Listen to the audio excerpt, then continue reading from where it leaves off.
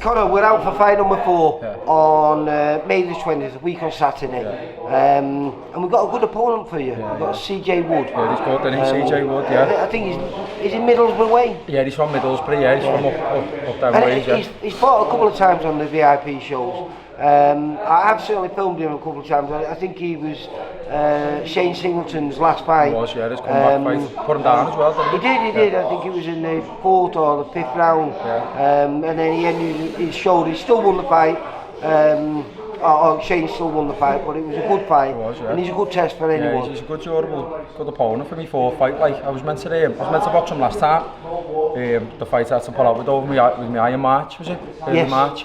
So I had to pull out for that one. What happened there? You got a little cut in sparring? Got elbowed sparring, yeah. One of the amateurs.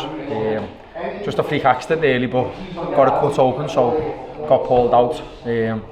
Gutted about it, to be honest, but things happen for a reason, don't they? Last time it wasn't the fight you wanted because it was a rematch. Yeah. But what was good about that was you did a better job than your first time, because I think the first time the scorecards were 39-38. Yeah, it's a bit closer than what I would have liked. Yeah, and then caught into a bit of a scrap with them, didn't I? You did what you hoped to do against Seamus Devlin, because few people stop him. I think he's just been stopped for the first time in about 52 fights or something. But when you fought him, he'd never been stopped, and you won 40-36, and it was like night and day really from your previous fight. Yeah, I could see improvements in the performance. Massive improvements, mate. Yeah. And just watch the spar you've just done with Jay there, Jay McCarthy, who's fighting on the same show as you on May the 20th. And do you know something? It's so much fun to watch him. He's got a big heart, hasn't he, Jay?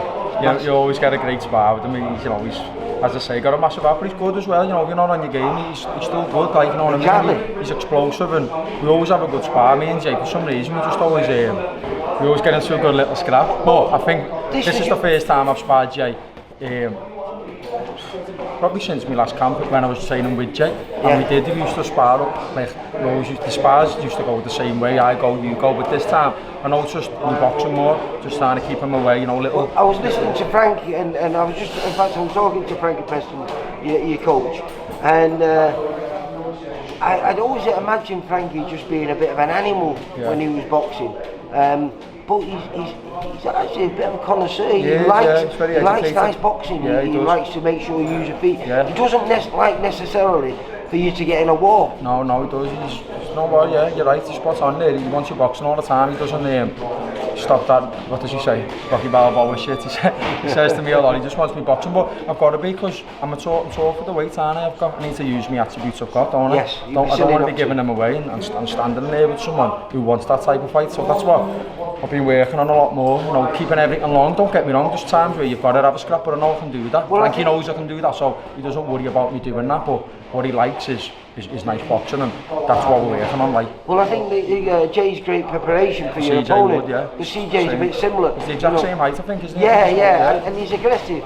And he comes forward and he likes to have a fight. Yeah, he makes you miss, doesn't he? And so you just got to be on your game for it. But I feel good. And another thing, before we go on any further about the fight, welcome to the team. I know, you forgot about that lady the other day. I didn't forget, but I didn't know about it. I hadn't been told, so no one tells me anything. It was only when I met you, because I was down at Frankie Preston's amateur show last night, where you were dishing out the awards. With your stablemate Joe Cavanagh, and a very good night it was. And that's when you enlightened me into the fact that you put pen to paper with. Yeah, sort of makes sense all round, I think, because I boxed on Steve's show every time I boxed. I was going to say all three of the previous fights. I suppose it makes sense, boxing sense and business sense. So looking forward to the journey now, and just need to get this win number 4 next week, and then would you like, if everything goes perfect on May the 20th, would you like this to be your last 4 round and you move to 6? Yeah, move on to a 6. Jay, pleasure, lad. See you later, Jay. See you later, kiddo. Yeah, so stand me in good stead for a 6, and then see how we get on. I'm not looking past this fight, because I know he's a good opponent, and we come to win from what I'm hearing. So just put this one away, and we'll see how we get on towards the end of the year, hopefully. Do you feel there's been big improvements in yourself? Because this is the longest break you've had. You had those fights basically every 2 to 3 months. Yeah, I was active. And you had that little break because of the cut. So did you use that time wisely? Well, to be honest, I wasn't out the gym, so I feel this is probably the best shape I've been in, because from the camp, it was at the 4th of March. I think it was 4th or 5th. Yeah, so from like January, mid-January, I haven't been out the gym.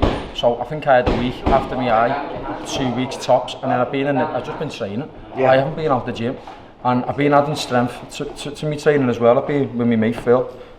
He's a great lad. He's PTing me for free really twice a week, just doing my strength with me. And I don't half notice the difference with that, like adding strength into it and my boxing as well. Like it's all those little increments, bit by bit. I'm bringing different stuff into my game I've never really done. Like deadlift, squats, like explosive things. And I notice it sparring, and I notice it in the gym. Like even Joe just said, pardon me then, I'm hitting hard, and I just feel, I feel like maturing as well. I know my body a bit more. Outside of Jay, who else have you been moving now with? Jack McGann. Oh, Jack McGann. Yeah. That's really moving fast now. I'm spars with Jack McGann. He's good, very strong, like, because he's a freak and he makes 69 kilo. I know. And he walks under 80, but that's his MMA background because they have massive weight cuts. Is Martin Murray still training? Martin Murray, yeah. So he's great, lovely fella Martin, like giving me really good advice when they've been coming down to sparring.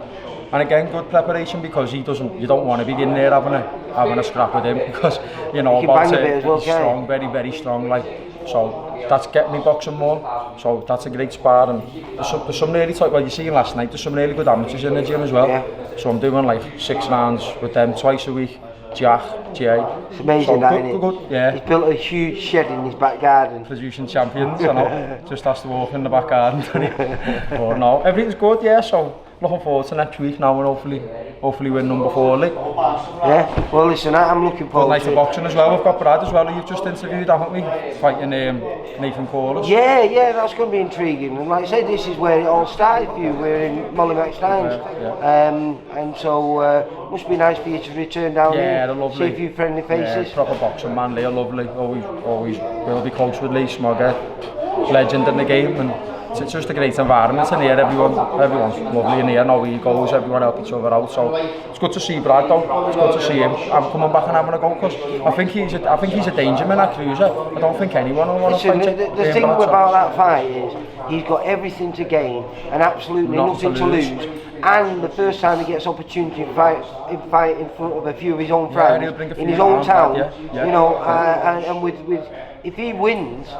And it is a big if, because we believe Nathan will go to the next level. Yeah. But if he does, suddenly he changes his whole career. Yeah, of course. No, so and that makes him a dangerous man. Yeah, we've got a few good fights on the bill. We have.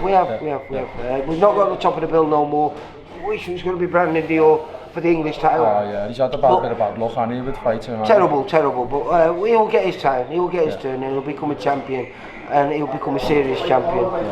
But hopefully we'll get him an 8-rounder on that show where he can showcase his skills, and hopefully before the end of the year we get him to fight for that English title, win it, and then go on. Yeah, definitely. But go back to you, May the 20th, fight number 4. Am I going to be saying win number 4? Yeah, you are, definitely. Alright, listen. Connor, you take care. I'll see you on the 20th. Nice one, Lee. Top man. Bye, Connor. Thanks, mate.